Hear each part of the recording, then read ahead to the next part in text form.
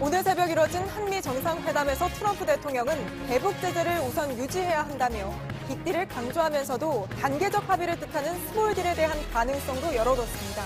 문재인 대통령은 조만간 4차 남북 정상회담을 추진하겠다고 말했습니다.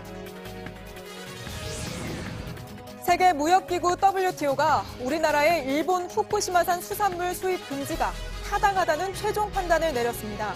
WTO의 판정에 우리 정부는 환영의 뜻을 나타내고 일본 수산물에 대한 수입 규제를 그대로 유지할 거라고 밝혔습니다.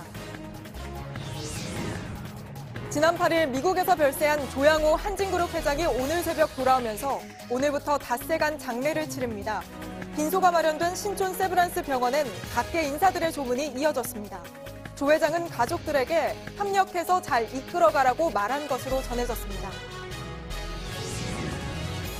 남양유업 창업주의 손녀 황하나 씨가 불법 동영상을 유포한 의혹이 불거지면서 경찰이 추가로 수사에 나섰습니다.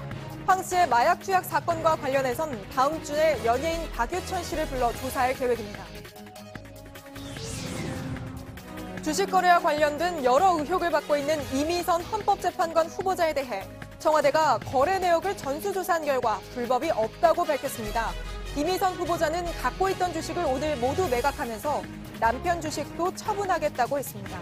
야당은 이 후보자 부부 모두를 검찰에 고발하겠다고 공세 수위를 높였습니다. JTBC 뉴스룸 지금 시작합니다.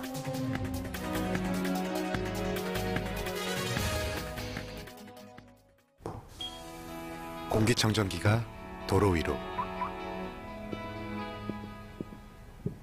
내일을 바꾸는 현대수소 전기차. 오늘 새벽 워싱턴에서 한미 정상이 4개월 만에 다시 만났습니다. 역시 주된 의제는 북한을 어떻게 대화 테이블로 나오게 하느냐 이런 것이었습니다. 트럼프 대통령은 3차 북미 정상회담이 가능하다면서도 제재를 유지하겠다는 입장을 분명히 했습니다. 또 지금 시점에선 빅딜, 그러니까 완전한 비핵화를 얘기하고 있다면서도 단계적인 합의를 뜻하는 스몰딜에 대해 유연한 입장을 보이기도 했습니다. 문재인 대통령은 이 자리에서 조만간 남북 정상회담을 추진하겠다는 뜻도 밝혔습니다. 먼저 정재윤 기자입니다. 이번 정상회담의 주요 의제 중 하나는 대북 제재 해제의 전제 조건이었습니다. 북한이 비핵화에 관한 완전한 로드맵을 제출을 한다고 한다면 북한에 관한 일부 제재 해제에 관한 문제를 오늘 이 자리에서 논의를 하실 계획이신지. Yes, we will. We will be discussing it. Certainly, that's a very prime topic for our meeting today, and we hope that's going to happen. 북한이 영변핵 시설 폐기 외에 다른 비핵화 이행 방안도 담은 포괄적인 합의에 먼저 동의하면 대북 제재 해제 등을 고려할 수 있다는 의미로 해석됩니다. 트럼프 대통령은 단계적 합의를 뜻하는 스몰딜에 대한 가능성을 완전히 배제하진 않았지만 There are various smaller deals that maybe could happen. Things could happen. You can work out step by step pieces, but at this moment we're talking about the big deal. 완전한 비핵화가 선행돼야 한다는 빅딜 원칙이 변하지 않았음을 분명히 했습니다. 문 대통령은 한미 간 의견이 일치한다는 점을 강조했습니다. 우리 한국은 미국과 함께 북한의 완전한 비핵화의 최종적인 상태, 그 비핵화의 목표에 대해서 완벽하게 동일한 생각을 가지고 있고 트럼프 대통령도 그 어느 때보다 한미 양국의 관계가 긴밀하다고 말했습니다. 청와대는 남북미 정상이 비핵화 협상을 주도하는 톱다운 방식이 앞으로도 한반도 평화 프로세스에 필수적이라는 데 대해 인식을 같이 했다고 밝혔습니다. JTBC 정재윤입니다. 문재인 대통령이 4차 남북 정상회담 얘기를 꺼낸 건 남북 정상이 일단 만나야 북미 간의 비핵화 협상도 다시 속도를 낼 수 있을 거라는 판단에서입니다. 트럼프 대통령은 이에 대해 북한의 입장을 확인해서 전해달라고 답했습니다. 조익신 기자입니다. 하노이 북미 정상회담이 결론 없이 끝나면서 도착 상태에 빠진 북미 대화. 문재인 대통령은 다시 중재자로 나서겠다는 뜻을 밝혔습니다. 조만간 남북 정상회담을 추진할 계획임을 설명하고 차기 북미 정상회담이 비핵화 협상 과정에서 또 다른 이정표가 될 수 있도록. 트럼프 대통령의 반응은 긍정적이었습니다. 북한의 입장을 가능한 한 빨리 알려달라고 요청하기도 했습니다. 한미 정상회담에 앞서 청와대는 대북 특사를 파견할 수 있다고 밝혔습니다. 조만간 특사가 북한을 방문할 가능성이 더 커졌습니다. 하지만 정작 대북 협상 카드는 내주지 않았다는 평가가 많습니다. 남북이 바라는 개성공단과 금강산 관광 재개에 대해 지금은 적당한 시기가 아니라며 반대의 뜻을 분명히 한 겁니다. 3차 북미 정상회담에 대한 두 정상의 생각에도 온도차가 있었습니다. 박강실 내에 제3차 북미 회담이 열릴 수 있으리라는 그런 전망을 세계에 심어주는 것이 중요하다고 생각합니다. It could happen. A third summit could happen, and it's step by step. It's not a fast process. JTBC 조유식입니다. 예, 청와대 취재하는 이서준 기자가 스튜디오에 나와 있습니다. 자, 이 기자, 먼저 정치권에서 지금 여러 가지 이야기가 나오고 있는데 먼저 청와대에서 이야기하는 이번 정상회담의 의미 어떻게 설명을 하고 있습니까? 네, 청와대 한마디로 불씨를 살리는 계기 이렇게 말하고 있습니다. 청와대 고위 관계자는 하노이 회담 이후 커진 이 불확실성을 없애고 대화를 다시 시작할 수 있는 모멘텀을 살리게 됐다 이렇게 말했는데요. 그간 북한과 미국 모두 대화를 다시 하겠다는 의지는 표현했지만 어떤 계기로 또 어떻게 다시 만날지 이 부분이 애매했습니다. 한국이 미국과 북한을 잇따라 만나서 그 계기를 한번 만들어 보겠다는 겁니다. 예, 자, 북미 대화의 불씨를 살렸다. 그런데 이제 뭐 언제까지 어떻게 무엇을 하겠다라는 어떤 뾰족한 이야기가 없다 보니까 결과물이 없는 것 아니냐 뭐 이런 지적도 나오는 것 같습니다. 청와대 한 관계자는 당장 성과를 내놓는 회담이라기보다는 다시 대화를 시작하기 위해 이 비핵화 최종 단계 또 비핵화 로드맵을 합의하고 미국 입장을 정확히 파악하는 자리였다고 봐야 할 것 같다 이렇게 설명했습니다. 예, 미국의 입장을 다시 파악하는 자리 어땠습니까? 하지만 미국의 입장은 그동안 뭐 지난번과 변한 바는 없었죠. 큰 변화는 없었습니다. 제재는 유지돼야 하고 그리고 비핵화는 빅딜을 해야 한다. 이 입장을 그대로 고수하고 있긴 했습니다. 다만 트럼프 대통령은 기자회견 등을 통해서 올바른 시기에 큰 지지를 보내겠다 등 여지를 두는 발언들을 하기도 했습니다. 예, 혹시 오늘 정상회담에서 이후에 곧바로 공개되지 않은 내용들도 있을까요? 네, 오늘 청와대 고위 관계자가 현지 그 브리핑에서 모든 걸 공개할 수 없는 점을 양해해달라 이렇게 말을 했습니다. 예. 우선 이 남북 대화와 관련된 내용이 비공개로 포함됐을 수는 있어 보입니다. 당장 특사 파견을 우리 정부가 고려해 왔기 때문에 이 부분에 대한 논의를 했을 가능성도 있습니다. 또 남북 정상회담 계획도 언급됐을 것으로 보이는데요. 청와대는 이런 절차를 모두 미국과의 협의를 가져서 하겠다고 한 만큼 조만간 관련 내용을 공개적으로 발표할 가능성도 나옵니다. 그렇겠죠. 북한과 관련된 내용들은 일단 북한과 또 의견 조율이 있어야지 발표될 수 있는 내용들이니까 오늘 정확하게 구체적으로 나오지 않았을 가능성도 충분히 있어 보이는데 이 부분은 어떻습니까? 비판적으로 보는 어떤 일각에서는 이 한미 간의 의견 차를 이번 회담을 통해 드러냈다 이런 지적도 나오는 것 같은데요. 네, 미국 현지 기자간담회에서 그런 질문이 나왔습니다. 한미 간 이견차가 노출된 게 아니냐 이런 질문이 나오자 청와대 고위 관계자 그런 평가나 지적 동의할 수 없다 이렇게 잘라 말했습니다. 예. 최근 국내에서 한미 불신, 동맹 악화 논란이 커진 것도 이번 회담을 추진한 배경이기도 합니다. 청와대는 비핵화 논의뿐 아니라 무역, 안보 분야 등 한미동맹 전반에 걸쳐 폭넓은 의견을 교환하고 또 한미동맹 중요성을 재확인했다고 강조하기도 했습니다. 예, 한미가 어쨌든 얼굴을 자주 맞대면서 논의를 하는 모습을 보이는 게 분명히 또 중요한 시그널이 될 수가 있으니까요. 시간 문제는 어떻습니까? 정치권 일각에서는 너무 회담 시간이 짧았던 것 아니냐라는 문제 지적도 있는 것 같습니다. 네, 단독 회담 중에서 정상 단 둘이 비공개로 만난 시간은 굉장히 짧긴 했습니다. 예. 그 부분이 이례적이긴 합니다. 다만 이 청와대 측은 방미 이전부터 이번 회담은 큰 결과물을 도출하기 위한 그런 미팅이 아니라 한미동맹을 확인하는 자리이고 남북 정상회담에 앞서서 미국과 협의를 거치는 자리다. 그러니까 상징성이 크다는 점을 강조해오긴 했습니다. 때문에 몇 분이냐가 중요하다기보단 실질적인 내용은 청와대 그리고 참모진들이 긴밀하게 논의하고 있다는 부분입니다. 예, 정치부 이서준 기자였습니다. 예, 어제 북한에서는 최고인민회의가 열렸습니다. 그리고 김정은 위원장이 다시 국무위원장에 추대됐습니다. 헌법상 국가를 대표하는 최고인민회의 상임위원장을 최용해 노동당 부위원장으로 바꾸고 또 새로 만든 국무위원회 제1위원장 자리, 그러니까 김정은 위원장 바로 밑에 자리도 최 부위원장에게 맡겼는데 이게 결론적으로 김 위원장이 대외적으로도 국가 수반임을 강조하는 그런 의미의 조직 개편이라는 분석입니다. 신진 기자입니다. 우리나라의 국회격인 북한 최고인민회의에서 김정은 국무위원장이 국무위원장직에 다시 추대됐습니다. 김 위원장이 사실상 국가수반의 위치에 오른 것이라는 게 전문가들의 분석입니다. 북측은 명목상 국가수반의 역할을 해온 최고인민회의 상임위원장을 김영남에서 최룡해 노동당 부위원장으로 교체했습니다. 그러면서 최 부위원장은 국무위원회 제1부위원장이라는 자리도 겸하게 됐습니다.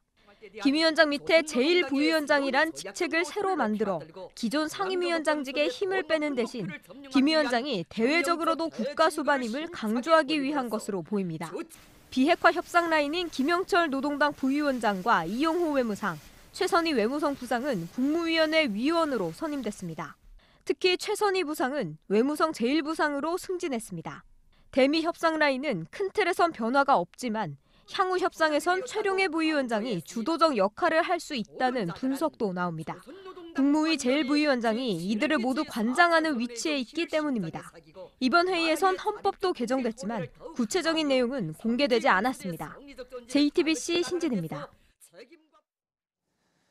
일본 후쿠시마산 수산물은 지금까지 그랬듯이 앞으로도 우리 식탁에 오르지 못하게 됐습니다. 세계무역기구 WTO가 후쿠시마산 수산물에 대한 우리나라의 수입 금지 조치가 정당하다고 결정했습니다. 지난해 일본이 1심에서 승소한 뒤 1년 만에 판정 결과가 뒤집힌 겁니다. 먼저 어환희 기자입니다. WTO 상소기구는 한국의 수입 금지는 일본산에 대한 차별이 아니라고 봤습니다. 원전 사고 등 특별한 환경적 상황을 고려해야 한다는 겁니다. 식품 오염에 영향을 미칠 수 있는 요인들을 따지는 것이 잘못되지 않았다는 설명입니다. 또 연간 방사능 피폭 수치 외에 다른 기준들도 무역을 제한하는 요소가 될 수 있다고 판정했습니다. 자연 방사능 수준 등 다른 정성적인 조건들도 함께 고려해야 한다고 했습니다. 전반적으로 방사능 수치에 얽매였던 1심 판정에 비해 최종심에서는 수입 금지에 대한 다양한 기준들을 고려한 겁니다.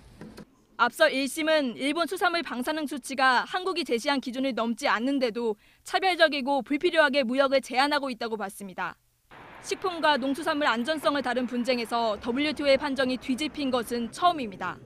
이로써 우리나라는 지금처럼 후쿠시마 등 인근 8개 현에서 잡은 수산물을 들여오지 않을 수 있게 됐습니다. 4년에 걸친 무역 분쟁은 마무리됐지만 과제는 남아 있습니다. 수입 금지 조치는 일정 기한 내 재검토해야 하는 잠정 조치이기 때문입니다. 후쿠시마 원전 상황에 대한 모니터링과 방사능 오염 조사 등이 지속적으로 이루어져야 한다고 전문가들은 말합니다. JTBC 어환입니다. 이번 판정이 나오기 직전까지도 정부 내에서는 비관적인 전망이 많았습니다. 그만큼 1심 결과가 뒤집힌 전례가 없었던 건데 반전의 결과가 나왔습니다. 하지만 혹시 모를 또 다른 분쟁에 대비하기 위해 긴장을 늦춰서는 안 된다는 이야기도 나옵니다. 성화선 기자입니다. WTO의 판정이 나오기 전 정부엔 긴장감이 감돌았습니다. 패소할 가능성이 크다는 전망에 관련 부처들도 대책 마련에 분주했습니다. 하지만 1심과 전혀 다른 결과가 나오자 크게 반기는 표정입니다. 정부는 일본에 대한 수입 규제를 그대로 유지한다는 입장입니다. WTO의 결정문은 저희가 그냥 항상 항구적으로 할 수 있다는 것을 의미한다. 후쿠시마를 비롯해 8개 현의 수산물 수입은 계속 금지합니다. 또 모든 일본산 식품은 수입될 때마다 방사능 검사를 받아야 합니다. 검역 기준은 국제식품규격위원회나 미국과 같은 다른 나라보다 엄격합니다. 기준 이하라도 방사능이 조금이라도 나오면 수입업체는 플루토늄 등 17개 항목의 검사 증명서를 내야 합니다. 지난해 일본 식품 3만 8천여 건이 수입됐는데 방사능이 조금이라도 나온 건 가공식품 6건입니다. 모두 일본으로 되돌아갔습니다. WTO 판정에 대해 전문가들은 다행스럽다면서도 긴장을 늦춰선 안 된다고 말합니다. 또 다른 분쟁에 대비하려면 일본 현지 토양과 해양수, 식품에 대한 철저한 실태 조사부터 마무리해야 한다는 지적이 나옵니다. JTBC 성화선입니다. 이번에는 일본 쪽 분위기 어떤지 한번 들어보겠습니다. 1심과 다른 상소심 결과가 나오자 일본 상당히 당혹스러워하고 있다고 하는데요. 윤서령 일본 도쿄 특파원이 연결돼 있습니다. 자, 윤 특파원, 일단 일본 정부가 우리가 패소한 게 아니다 이런 입장을 밝혔다고 하네요. 그 어떤 내용입니까? 네, 오늘 오전 스가 요시히데 관방장관의 기자회견에서 나온 말입니다. WTO 상소심 결정이 일본 식품의 안정성을 부정한 것은 아니라고 주장하면서 나온 말인데요. 직접 들어보겠습니다. 韓国の安全基準を十分クリアするものであるとの一審の認定は維持されております。従って本件事案について我が国が敗訴したとのご指摘は当たらない。 네, 또 상소심 판결이 1심 패널 판단에 오류를 지적한 것뿐이라고 강변하기도 했습니다. WTO 판정의 의미를 축소하는 데 급급한 모습이었습니다. 예, 그러다 보니까 이제 일본은 계속해서 한국을 향해서 우리나라를 향해서 규제를 풀어라, 규제 해제를 요구할 방침이라고 하죠. 네, 한국의 규제가 적절했다라는 WTO의 이번 결정에도 불구하고 일본은 계속해서 수입 규제의 전면적인 철폐를 요구해 나가겠다는 입장입니다. 특히 한국 정부가 수입 규제를 항구적으로 유지하겠다고 하자 이에 대해서 고노타로 외무상은 연간 750만 명의 한국인 관광객이 일본에 와서 음식을 먹고 있는데 수입 규제는 의미가 없다라는 말까지 했습니다. 이 한국의 수입 제한을 풀라는 외교적 요구를 앞으로도 강하게 해나가겠다라는 강한 압박의 의미로 풀이됩니다. 예. 자, 1심 결정이 나왔을 때는 상당히 환영했던 모습 기억을 하고 있는데 이번 세계무역기구의 판정 내용 선뜻 수용하지 않으려고 하는 거는 아무래도 그만큼 이번 결과를 예상하지 못했기 때문이 아닐까 싶기도 하군요. 네, 아사히 신문은 오늘자 석간에서 일본의 오산으로 패소했다라고 전했습니다. WTO가 한국의 재량권을 인정한 것은 예상 밖이었다는 겁니다. 오늘 새벽 1심을 뒤집는 결과가 나오자 고노타로 외무상은 새벽에 긴급 담화를 발표하고 외무성과 수산청 관계자가 이 총리관저에서 모여서 긴급 회의를 했다는 얘기도 들려왔습니다. 외무성의 한 간부는 이 상정 밖의 결과다라면서 당혹감을 감추지 못했다고 요미우리 신문은 전했습니다. 예, 그렇게 긴급 회의를 할 정도로 당혹스러워했다는 거는 이게 비단 한국을 향한 문제만이 아니라 전 세계를 향한 어떤 수입 재개하려고 그랬던 전략에 차질이 생겼기 때문이다. 이런 분석도 나오고 있는 것 같군요. 그렇습니다. 일본은 규제가 가장 강한 한국과 싸워서 이기게 되면 이를 지렛대로 다른 나라의 수입 재개를 압박하는 수단으로 쓰겠다는 전략이었습니다. 2011년 후쿠시마 원전 사고 이후에 일본산 농수산물을 수입을 규제하고 있는 곳은 23곳입니다. 하지만 이번에 WTO 패소 판정으로 인해서 이 같은 전략은 차질을 빚게 됐습니다. 특히 2020년 도쿄올림픽을 앞두고 이 동일본 지역의 부흥을 최우선 과제로 여겨왔던 아베 정권으로서는 타격을 입을 수밖에 없는 상황입니다. 일본 정부는 앞으로도 이 WTO의 개혁이 필요하다는 부분도 주장해 나갈 것으로 보여집니다. 지금까지 도쿄에서 JTBC 윤서령입니다.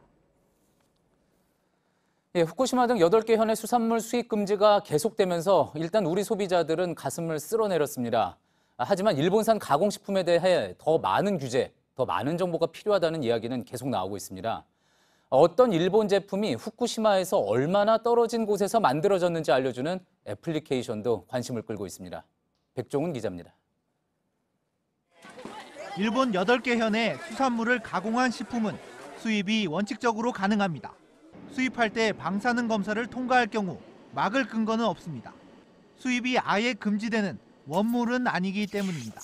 이런 다른 종류들도 이렇게 규제를 해주면은 그냥 일반 소비자들이 좀 더 안심하지 않을까. 더 강하게 규제하는 게 맞다고 생각해요. 온라인 게시판에도 추가 규제가 필요하다는 의견이 적지 않습니다.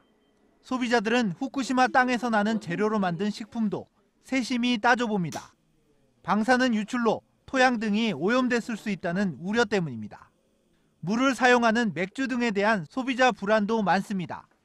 이에 따라 가공식품의 제조시설 위치를 알려주는 애플리케이션도 나왔습니다.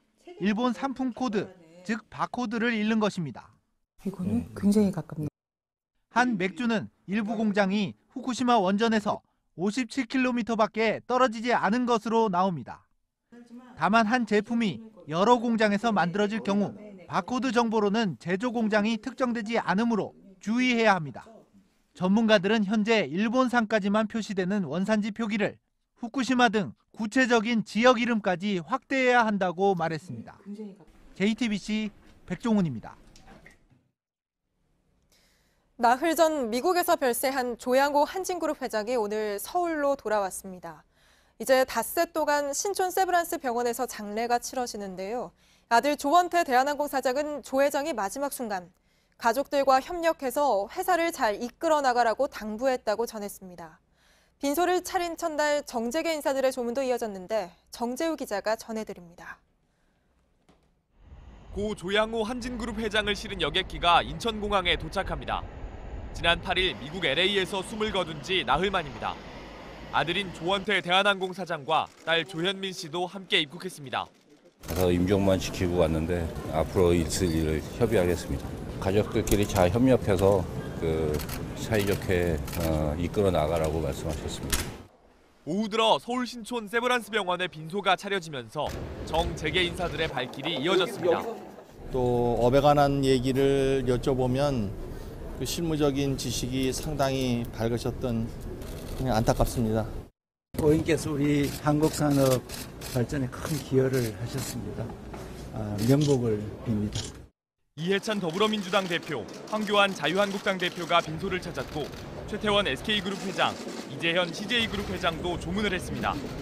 빈소 안쪽에는 문재인 대통령과 이낙연 총리 등이 보낸 화환이 놓였습니다. 한진그룹은 닷새간 회사장을 치른 뒤 경기도 용인 선영에 두 회장을 안치할 예정이라고 밝혔습니다. JTBC 정재우입니다. 마약 파문에 휩싸인 남양유업 창업주의 손녀 황하나 씨가 이번엔 불법 동영상을 퍼뜨린 혐의로 추가 수사를 받게 됐습니다. 소셜미디어를 통해 친구에게 영상을 보냈다는 건데요. 경찰은 먼저 이 영상부터 확보한 뒤 관련자들을 불러 조사할 방침입니다. 신아람 기자입니다. 황하나 씨가 경찰서 유치장에서 나옵니다. 함께 투약한 연예인 등 공범도 있습니까? 사회적으로 무리를 일으켜서 정말 죄송합니다. 깊이 반성 중입니다. 죄송합니다. 경찰은 오늘 황 씨의 마약 사건을 검찰에 넘겼습니다. 2015년 5, 6월과 9월 필로폰을 투약한 혐의를 받습니다. 그런데 최근 새로운 의혹이 제기됐습니다. 황 씨가 불법 동영상을 퍼뜨렸다는 겁니다. 경찰은 황 씨가 자신의 소셜미디어를 통해 해당 영상을 친구에게 보냈다는 진술을 제보자에게서 확보한 걸로 파악됐습니다. 다만 아직 해당 영상과 피해자의 진술 등은 얻지 못했습니다. 이에 따라 경찰은 영상 확보에 주력하는 한편 이후 관련자들을 불러 수사를 이어갈 방침입니다. 황 씨와 관련된 마약 수사도 계속됩니다. 앞서 황 씨가 함께 마약을 했다고 주장한 배우 박유천 씨 측은 다음 주 초 변호사를 선임하고 경찰에 출석할 계획이라고 밝혔습니다. 박 씨는 마약엔 손댄 적이 없다고 주장해 황 씨와 진실 공방을 벌이고 있습니다. JTBC 신아람입니다. 클럽 버닝썬의 자금 흐름을 추적해온 경찰이 가수 승리를 포함해서 버닝썬의 주요 주주 전원을 횡령 혐의로 입건했습니다. 버닝썬의 주주인 대만인 쪽으로 돈이 흘러간 정황도 포착해서 나와서 조사를 받으라고 했지만 응하지 않고 있습니다. 유정화 기자입니다. 클럽 버닝썬과 관련해 경찰이 횡령 혐의로 입건한 사람은 6명입니다. 지분 42%를 가진 전원산업 최모 대표, 유리홀딩스 공동대표 유인석 씨와 가수 승리 등 주요 주주 관계자가 모두 포함됐습니다. 경찰은 전원산업과 유리홀딩스가 임대료 명목으로 버닝썬에서 각각 수억 원을 받아간 것으로 보고 어제 압수수색을 실시한 바 있습니다. 특히 전원산업은 1,600만 원대이던 임대료를 지난해 말 갑자기 1억 원대로 올린 것으로 파악됐습니다. 경찰은 버닝썬의 지분 20%를 보유한 대만인 측으로 6억 원가량이 흘러간 정황도 포착했습니다. 해당 대만인의 금고지기로 지목된 화교 안모 씨가 아는 사람의 이름을 빌려 대포통장 15개를 만들었다는 겁니다. 이후 이 통장을 버닝썬 영업 직원의 계좌인 것처럼 꾸민 뒤 돈을 빼간 것으로 경찰은 의심하고 있습니다. 경찰은 문제의 대만인에게 돈이 전달됐는지 확인하기 위해 주소를 확보해 출석하라고 통보했습니다. 하지만 응하지 않고 있어 인터폴에 공조를 요청하는 방안도 검토하고 있습니다. JTBC 류정화입니다. 이른바 김학의 의혹의 출발점인 동영상과 관련해서 고화질 화면이 언론을 통해 공개됐습니다. 이 동영상에 등장하는 인물은 김학의 전 차관과 아주 닮은 모습이었는데 김 전 차관 측은 이 동영상을 모른다고 주장하고 있습니다. 결국 수사단이 검증을 해야 할 걸로 보이는데 수사단 역시 최근 이 영상을 처음 발견한 인물을 부르는 등 조사에 속도를 내고 있습니다. 서울 동부지검에 나가 있는 김민관 기자 연결하겠습니다. 자, 김 기자, 오늘 이른바 김학의 동영상의 고화질 화면이 공개됐죠? 네, 그렇습니다. 한 방송에서 그동안 언론사에 공개된 동영상에 비해 화질이 좀 더 또렷한 영상을 공개했는데요. 김 전 차관과 매우 비슷한 인물이 등장합니다. 영상 속 배경 역시 성범죄 장소로 지목된 강원도 원주의 별장으로 보입니다. 네, 과거 수사 과정에서도 이 고화질 영상을 확보는 했었죠. 네, 그렇습니다. 경찰은 2013년 5월 이 고화질 영상을 확보했습니다. 이를 넘겨받은 검찰은 내부적으로는 김 전 차관이 맞다는 결론을 내렸다고 합니다. 하지만 영상 속 여성이 누구인지까지는 확인할 수 없었다는 입장입니다. 이런 상황 속에서 김 전 차관에 대한 무혐의 처분이 내려진 겁니다. 그러면 결국 이번 수사단은 이 피해를 주장하는 여성들을 조사하는 데 집중할 필요가 있겠군요. 네, 그렇습니다. 수사단은 성범죄 의혹뿐 아니라 뇌물 의혹을 확인하기 위해 피해를 주장하는 여성들을 조사할 필요가 있다는 입장입니다. 이를 위해 수사단은 피해를 주장하는 여성 A씨 측 변호사에게 사진 등 성범죄 피해를 입증할 만한 다른 자료가 있다면 내달라고 요청을 했습니다. 네, 이 동영상과 관련해선 수사단이 영상을 발견한 인물도 조사했다죠. 네, 그렇습니다. 수사단은 동영상에 등장하는 CD를 최초로 발견한 인물로 알려진 이 박모 씨를 소환 조사했습니다. 이 박 씨는 2012년 말 윤중천 씨가 이용하던 벤츠 차량 안에서 이 CD를 확보한 것으로 전해졌습니다. 일단 수사단은 이 CD를 확보한 시점부터 당시 수사팀에게 넘긴 과정까지를 일단 들여다보고 있습니다. 이 작업을 마치는 대로 피해 여성들을 불러 조사할 예정입니다. 김 전 차관 쪽에서 입장을 내놨다면서요? 네, 영상 속에 등장하는 인물은 김 전 차관이 아니라고 주장을 했습니다. 이런 거는 국과수를 통해서도 입증이 됐다면서 이 영상을 보도한 언론사에 대해선 법적 조치를 취하겠다고도 했습니다. 지금까지 서울 동부지검에서 JTBC 김민관입니다. 다음 소식입니다. 부산의 한 아파트에서 목줄을 한 큰 개가 30대 남성의 급소를 물었습니다. 이 사고 바로 전날은 경기도 안산에서 산책하던 60대가 도사견에 물려 숨지기도 했는데요. 저희가 둘러보니까 여전히 우리 개는 순둥이라면서 목줄도 안 하고 데리고 다니는 나쁜 견주들이 많았습니다. 구석찬 기자입니다. 주부 29살 C씨가 큰 개 2마리와 함께 엘리베이터를 타고 내려갑니다. 1층에서 엘리베이터 문이 열리는 순간 개 1마리가 뛰쳐나갑니다. 복도에서 급소를 물린 39살 김모 씨는 그대로 쓰러집니다. 의심스레 이걸 들고 두 개 이렇게 있었어요. 옆으로 이렇게 튀었거든요. 너무 아픈 거예요. 김 씨는 곧바로 병원으로 이송돼 송곳니 자국이 선명한 4군데를 봉합했습니다. 김 씨를 문 개는 몸길이 1m의 4년생 올드 잉글리쉬 시프독이었습니다. 목줄은 한 상태였지만 입마개는 씌우지 않았습니다. 현행법상 도사견이나 핏불 테리어 같은 맹견은 의무 착용 대상이지만 이 종은 포함되어 있지 않습니다. 애완견을 밖으로 데리고 나올 경우 목줄을 채우도록 되어 있는데 이마저도 지키지 않는 경우가 있습니다. 공원마다 경고판이 무색할 정도로 풀어놓은 개들이 마구 뛰어다닙니다. 아주 원수입니다. 안 그러면 내가 이렇게 풀어놓지 않지. 경찰은 김 씨가 들고 있던 음식물 쓰레기통에 개가 민감히 반응한 것으로 보고 개주인 C씨를 과실치상 혐의로 입건해 조사 중입니다. JTBC 구석찬입니다. 주식 투자 의혹이 불거진 이미선 헌법재판관 후보자 임명을 둘러싼 정치권의 갈등이 오늘도 이어졌습니다. 오늘 청와대와 여당은 법적 문제가 없다면서 이 후보자를 적극적으로 방어하고 나섰습니다. 이 후보자는 앞서 청문회에서 약속한 대로 자신이 보유한 주식을 모두 팔았습니다. 김나한 기자입니다. 이미선 헌법재판관 후보자가 자신이 보유한 6억 7천만 원 상당의 주식을 모두 팔았습니다. 헌법재판관으로 임명된다면 남편 오충진 변호사의 주식도 조건 없이 매각하겠다고도 밝혔습니다. 인사청문회에서 본인과 남편이 소유한 35억 원 규모의 주식이 논란에 휩싸인 지 이틀 만입니다. 청와대는 방어막을 쳤습니다. 청와대 고위 관계자는 오늘 이 후보자를 지명하기 전에 민정수석실에서 주식 거래 내역을 전수조사했다고 밝혔습니다. 아무리 확인해도 불법적 요소가 없었는데 낙마시키는 게 바람직하느냐며 고액연봉 남편의 합법적인 경제활동을 문제 삼는 건 연좌제적 시각이라고 주장했습니다. 인사검증에 대한 조국 민정수석 책임론을 차단하는 동시에 이 후보자에 대한 임명 강행 의지를 분명히 한 겁니다. 여론을 살필 필요가 있다며 신중론을 폈던 여당도 오늘부터는 확실한 방어에 나섰습니다. 주식을 많이 보유했다는 것만 가지고 부적격 사유다 보기는 어렵다는 것이 저희들의 의견이에요. 법관이 주식을 보유하는 것을 금지한다 이런 규정이 있나요? 난 없는 것 같은데. 청와대와 여당이 법을 어긴 것이 없다는 점을 강조하면서 야당의 낙마 공세에 공동 대응하고 있는 모양새입니다. JTBC 김나한입니다.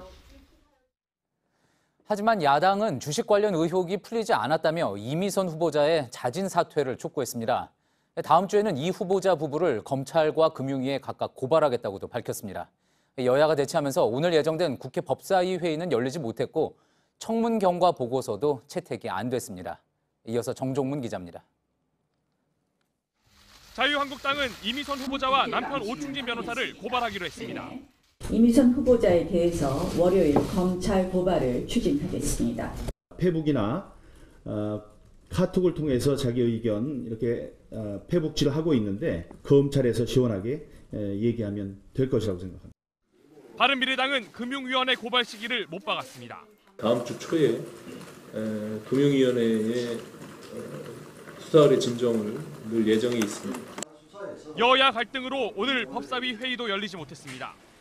문형배 후보자의 청문 보고서만 채택하겠다며 야당이 압박하자 여당은 이미선 후보자까지 한꺼번에 처리하자고 주장하며 회의에 불참했습니다.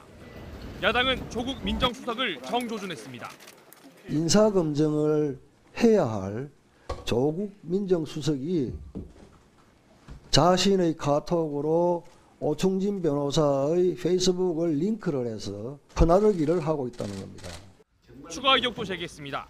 한일 이화라는 주식에 7,450만 원의 매매 차익을 누립니다. 법관일 때도 이 일과 중에 이런 자신의 직무에 전념하지 않고 여야가 극한으로 대립하면서 결국 문형배 후보자의 청문 보고서도 채택되지 못했습니다. JTBC 정종문입니다. 오늘 대학생 20여 명이 자유한국당 나경원 원내대표의 국회 사무실에 들어가 점거 농성을 벌였습니다. 황교안 대표와 나경원 원내대표의 사퇴를 외치다 50분 만에 경찰과 국회 방호과 직원들에 의해 해산됐습니다. 유미혜 기자입니다. 학생들이 경찰에 줄줄이 들려나옵니다.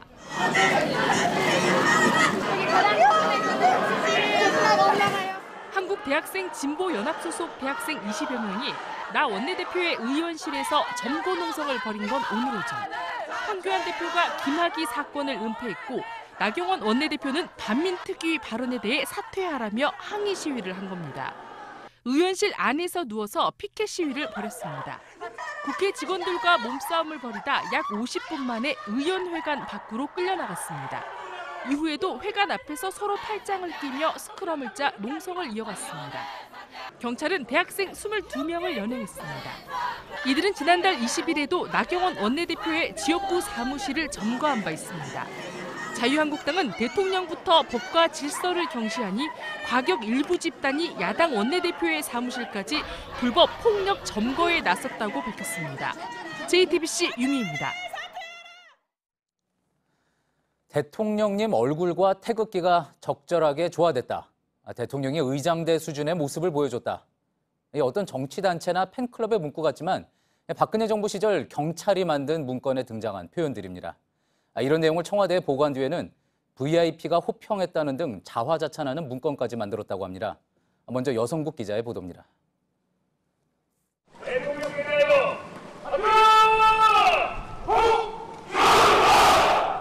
2015년 3월 박근혜 전 대통령은 계룡대에서 열린 장규합동 임관식에 참석했습니다. 경찰은 이날 상황을 보고용 문건으로 만들었습니다. 박 전 대통령이 흐트러짐 없는 의장대 수준의 모습으로 경례를 했다. 대통령님 얼굴과 태극기가 적절하게 조화되면서 안보관을 강조하는 축사와 맞아떨어졌다는 표현이 들어있습니다. 이 같은 보고들을 본 청와대가 만족했다는 자화자찬성 문건도 만들어집니다. 민정수석실에서 경찰의 보고에 대해 치안 정책은 물론 좌파 상황까지 담았다면서 VIP가 직접 호평하고 만족감을 드러냈다고 했습니다. 범죄 첩보나 시민 안전을 위한 정보만 보고한 것이 아니라 박 전 대통령과 스스로에 대한 칭찬까지 문건으로 만든 겁니다. 검찰은 정보경찰 본연의 업무와 상관없는 문건들을 작성한 경위 등을 파악하고 있습니다. JTBC 여성국입니다.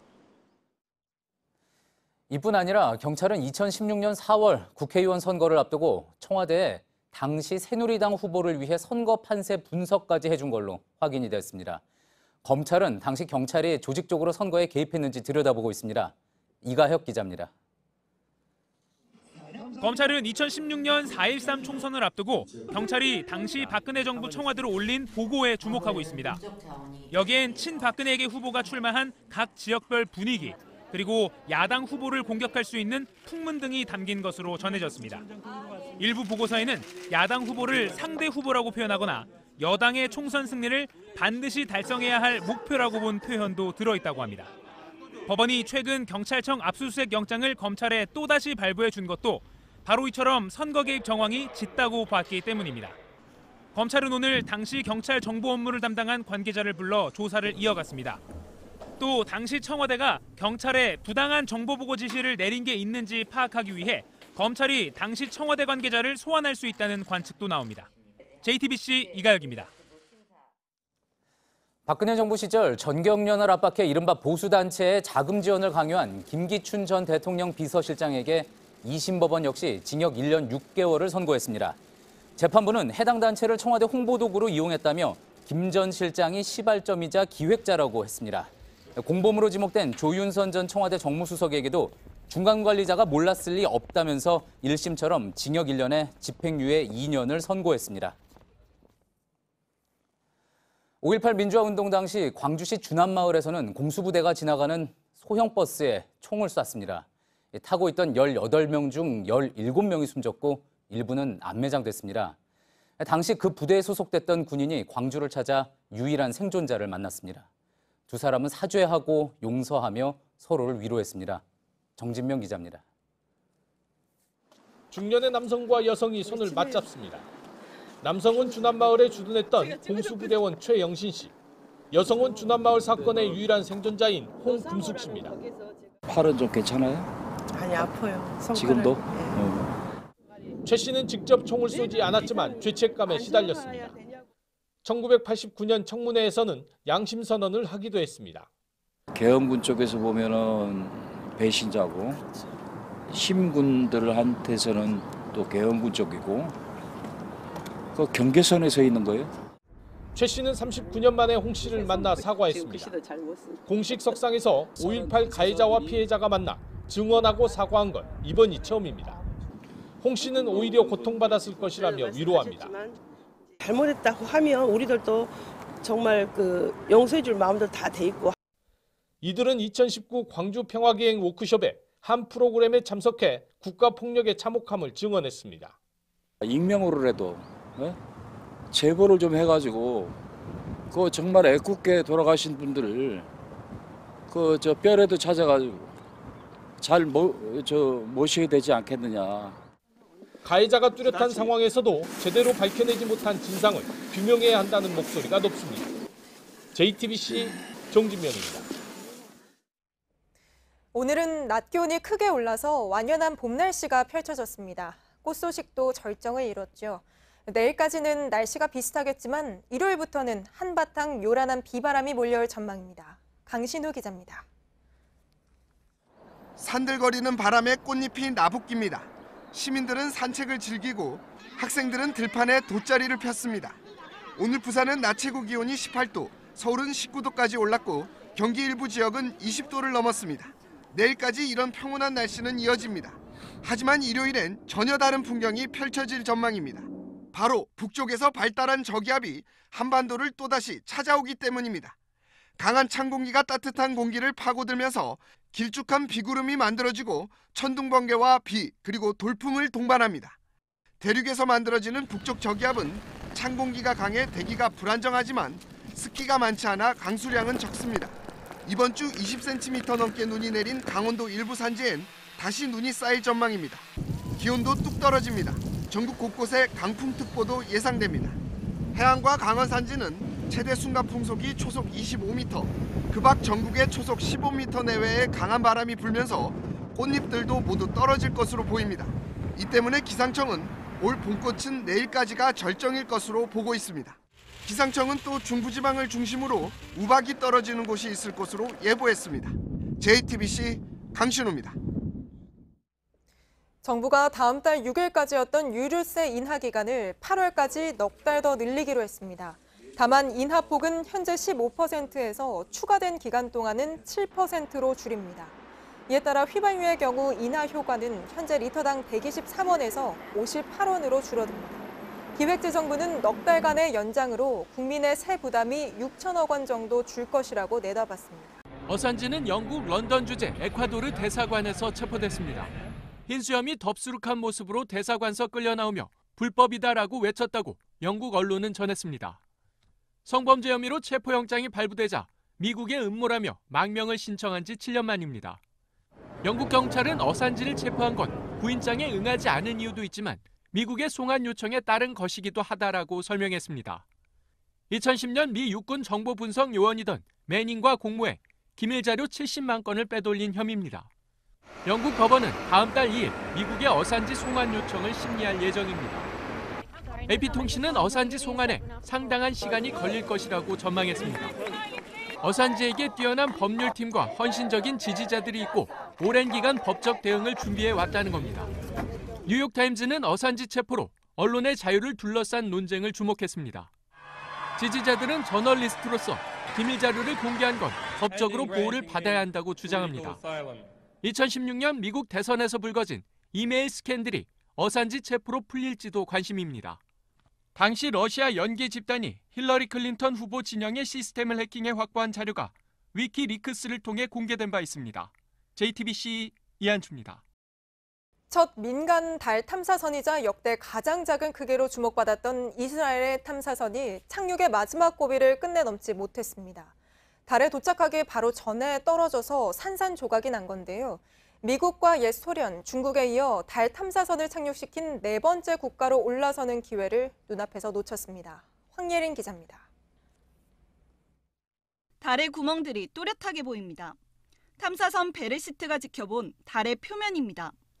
베레시트는 이스라엘 현지 시간 11일 달의 고요의 바다 지점에 떨어져 산산조각이 났습니다. 지난 2월 발사된 뒤 47일 동안 지구를 돌며 달의 중력을 이용해 착륙을 시도했지만 실패로 끝난 겁니다.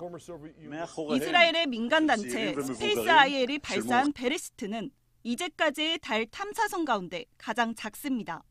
폭 2m, 높이 1.5m에 무게는 585kg입니다. 민간단체가 발사한 첫 번째 달 탐사선이기도 합니다. 베레시트가 착륙에 성공했다면 이스라엘은 미국과 옛 소련, 중국에 이어 달 탐사선을 착륙시킨 네 번째 국가가 될 수 있었습니다. AP통신은 이스라엘 측이 탐사선의 엔진 결함을 추락한 원인으로 설명했다고 보도했습니다. It seems that the failure in our inertial measurement unit caused a chain of events in the spacecraft avionics, which cut off the engines and caused us to lose the mission. JTBC 황예린입니다. 이제 다음 주면 세월호 5주기입니다. 5년 동안 서울 광화문 광장을 지켜온 세월호 천막은 지난달 모두 철거됐는데요. 그 자리에 새로운 추모 공간이 마련돼 오선민 기자가 다녀왔습니다.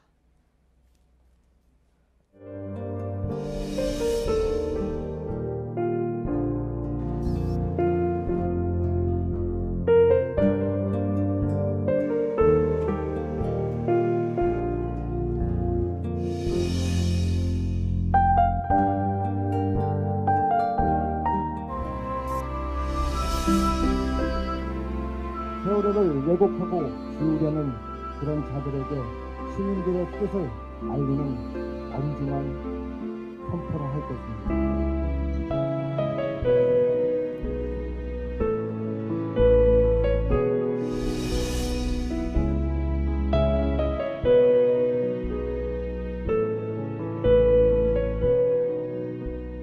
약속했던 것처럼 그날 그때 다들 부끄럽고 무능했던 그런 어른들이 아니고 좀 더 나은 그런 세상이 유가족이나 생존자나 그 학생들이 나는 애들한테는 아직도 2014년 그날이라고 생각하거든요. 시민 여러분의 마음속에 예쁘고 예쁜 모습으로 같이 할 것입니다.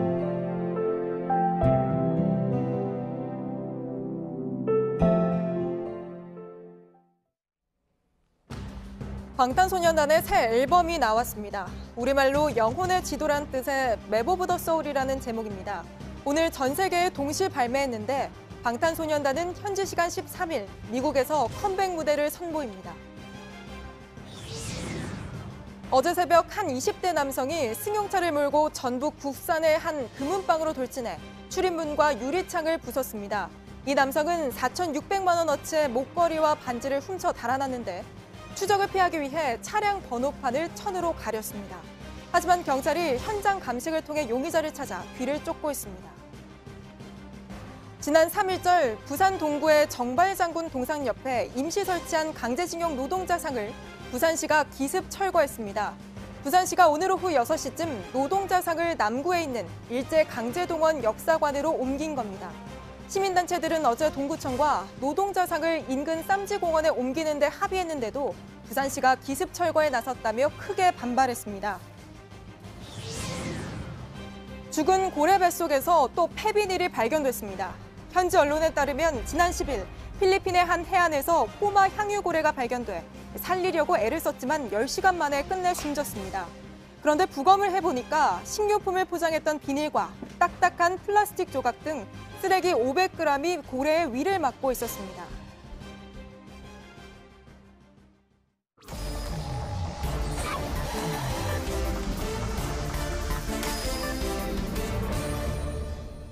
예, 비하인드 뉴스 시간입니다. 이성대 기자가 나와 있습니다. 첫 번째 키워드 볼까요? 네, 첫 번째 키워드 보겠습니다. Do you know BTS? 지금 저한테 물어보는 겁니까? 예, 유독 이성대 기자가 요즘 영어를 많이 쓰는 것 같은데 뭐 BTS 모르는 사람 있겠습니까? 방탄소년단 관련된 이야기인가 보죠? 그렇습니다. BTS, 축구에 손흥민이 있다면 K-팝에는 BTS라고 할 수 있을 정도로 현재 한국의 글로벌 히트 상품이다. 뭐 이렇게 볼 수가 있는데 이 BTS가 한미 정상회담 기간 중에 김정숙 여사가 방문했던 한 초등학교에서도 화제가 됐습니다. 예. 그때 김정숙 여사가 뭐라고 했냐면요. 이렇게 얘기를 했습니다. 김정숙 여사가 초등학생들에게 자, 그대로 읽어드리겠습니다. This is BTS. Do you know? 뭐 해석 안 해도 되겠죠. BTS는 한국 사람들인데 요새는 미국 사람이나 한국 사람들 구분 없이 모든 어린이들이 같이 자라는 것 같다라고 이야기를 했습니다. 예. 이런 발언들 이후에 또 학생들과의 질의응답 과정에서 BTS 얘기가 또 나왔는데 직접 한번 들어보시죠. 예. 제일 좋아하는 밴드는 어떤 밴드인가요? 음악 밴드. 그룹 BTS.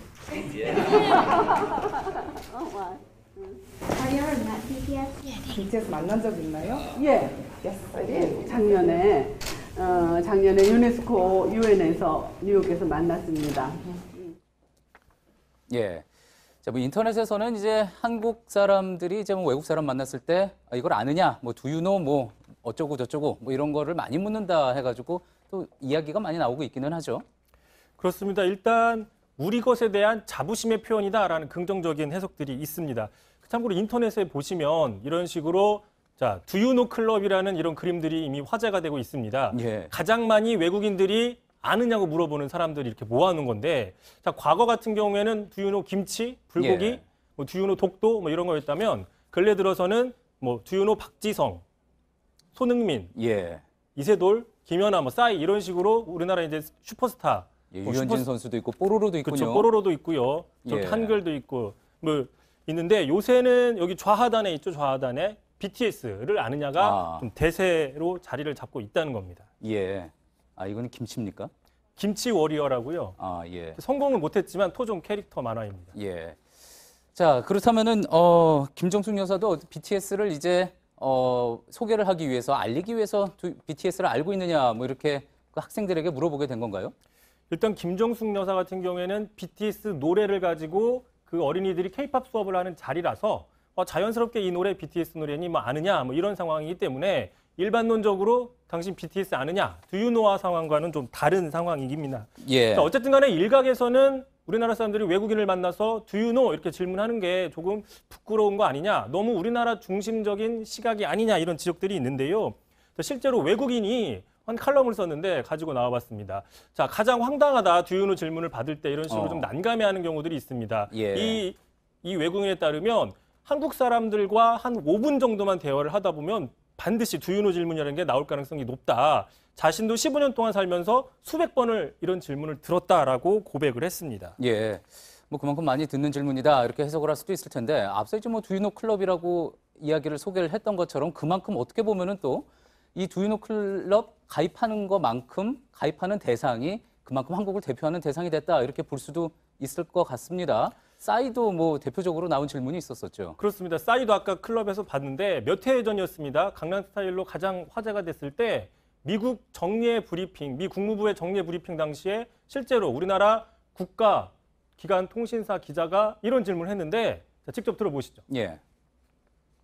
Can I ask you one more Yep. about Korean culture? Yeah.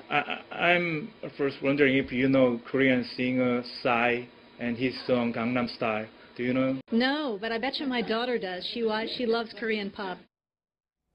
뭐 저런 적도 있었는데, 자, 반면에 저 외국에서도 자신의 문화를 자부심을 느끼기 위해서 뭐 이거 아느냐라고 물어보는 경우도 있기 때문에 무조건 이것을 부끄럽다라고 볼 이유는 없다라는 반론도 있습니다. 예. 또 요새는 좀 역전이 돼서 지금 보시는 것처럼 외국 사람들, 이쪽 3명이 외국 사람들인데 외국 사람들이 이쪽에 한국 사람한테 먼저 혹시 한국 사람이니까 방탄소년단 아느냐라고 먼저 물어보는 경우도 있기 때문에 자, Do you know라는 문화가 뭐 너무나 자학할 필요는 없고 뭐 만국의 공통이다라는 얘기도 분명히 있습니다. 실제로 저도 외국인에게 자신들의 문화를 아느냐고 저에게 Do you know라고 물어보는 경우 많이 있었습니다. 그리고 우리가 Do you know라는 질문을 너무 많이 하는 것, 이거를 이제 외국인들에게 너무 많이 한다고 이야기하는 것 자체가 역으로 또 어떻게 보면은 너무 또 남을 신경 쓰는 것이 아닐까 하는 그런 생각도 또 듭니다. 다음 키워드 한번 가볼까요? 자, 두 번째 키워드 보겠습니다. 자, MB의 다스. 예, 어떤 내용입니까? 오늘 이명박 전 대통령 항소심 재판을 했는데 이 자리에 김성우 다스 전 사장이 출석을 해서 자, 이 전 대통령이 비자금 조성을 위한 다스의 분식회계를 직접 지시했다. 이렇게 얘기를 하면서 다스는 이 전 대통령의 것이 맞다. 재확인을 했습니다. 예. 자, 이 법정에서 그런 증언을 한 거군요. 이 다스가 MB의 소유다, 이명박 전 대통령의 소유다라는 거는 이제 공소 단계에서 이미 나왔던 이야기인데 이게 더 사실로 이제 공판 과정에서 더 굳어지는 그런 모습이군요. 그렇습니다. 특히 오늘 좀 눈에 띄는 그 증언 중에 하나가 김성우 전 사장이 특검 조사 초기에는 MB의 분식회계 기간을 좀 좁게 해석을 해서 허위 진술 의혹이 있었는데 자, 이번에 왜 그렇게 했느냐에 대한 질문을 받자 이렇게 얘기를 했습니다. 그 당시에는 이 전 대통령을 보호해야겠다는 얕은 생각이 있었다. 하지만 그 뒤에 자, 검찰이 너무 탄탄하게 조사를 하다 보니 거짓말을 계속할 수 없었다라고 고백을 했습니다. 예. 자, 보호해야겠다는 마음 때문에 거짓 진술을 한 거를 후회한다. 그런 내용인 건데 자, 최근에 보면은 이제 MB 측근들 또 그리고 관계자들에게서 이명박 전 대통령에게 불리한 진술, 증언이 많이 나오고 있는 것 같습니다. 근데 실제로 그렇습니다. 지금 MB 같은 경우에는 현 정권의 어떤 정치적인 탄압이다, 뭐 이런 식의 스탠스를 가지고 있지만 실제로 법정에 나오는 측근들은 MB에 대해서 좀 불리한 증언들을 잇따라 하면서 결정타를 날리고 있는데 자, 대표적으로 보도된 것만 보더라도 자, 이학수 전 삼성 부사장 같은 경우에 자, MB 측에서 소송비를 대납하라고 직접 요구를 했다라고 얘기를 했고 이팔성 전 우리금융지주 회장도 자, MB한테 도움을 기대하고 돈을 줬었다. 예. MB의 집사로 불렸죠. 김백준 전 총무비서관 같은 경우에도 상속재산을 처리하려고 순수한 의도가 아니라 이런 의도로 청계재단을 만들었다는 식으로 계속 MB에게 불리한 증언들을 하고 있는 상황입니다. 예, 앞으로 또 어떤 증언이 나올지 계속 좀 지켜봐야지 될 것 같습니다. 비하인드 뉴스 이성대 기자였습니다.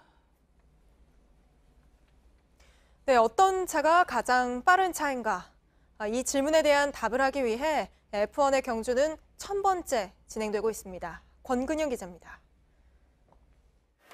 선수들은 헬멧에 1000이란 숫자를 새겼습니다. 연습 주행으로 닻을 올린 상하이 그랑프리. 포뮬러1, 즉 F1의 굉음은 70년 동안 세계 곳곳에서 울렸습니다. 누가, 어떤 차가 더 빠른가라는 물음을 던지며 그렇게 1000번의 레이스를 채웠습니다. 1950년 영국에서 첫 발을 뗀 F1. 대회 이름은 아주 큰 상을 뜻하는 그랑프리라고 불렸습니다. 초창기 F1 차량은 원통 모양으로 귀엽기만 합니다. 더 빨리 달리기 위해선 시대를 앞서가는 창의성이 필요했습니다. 힘 좋은 엔진과 공기 저항을 얼마나 줄이느냐가 중요했고 점점 길고 미끈해진 경주차로 나아갔습니다. 그러나 1980년대 이후 숱한 사고가 속출하며 더 빠르게 달리려는 무한 경쟁에 경고등이 켜졌습니다. 결국 1990년대 들어 선수들의 안전을 위해 경주차의 성능을 제한하게 됐습니다. 2000년대 들어선 환경 문제까지 고려해 배기량을 억제했습니다. 이제는 적은 부품, 적은 연료로도 빨리 달릴 수 있는 경주차가 중요해졌습니다. 시대에 따라 자동차의 미래를 향한 경쟁도 달라진 겁니다. 아무나 몰 수 없어 참가 선수도 20명뿐입니다. 눕다시피 한 자세로 2시간을 버티며 비행기의 이륙 속도 수준인 시속 350km로 달려야 합니다. 뛰어난 경주차를 몰며 속도의 한계를 돌파한 위대한 선수들의 역사였습니다. JTBC 권근영입니다. 예, 오늘 밤 12시 20분에는 밤샘 토론이 있습니다. 요동치는 4월 전국, 그 향방은이라는 주제로 진행됩니다. 뉴스룸이 끝난 뒤에는 소셜 라이브를 전해드립니다. 청와대 출입기자와 함께 이번 한미정상회담의 의미와 뒷이야기 나눠보겠습니다. 예, 저희가 오늘 준비한 소식은 여기까지입니다. 시청해주신 여러분 고맙습니다.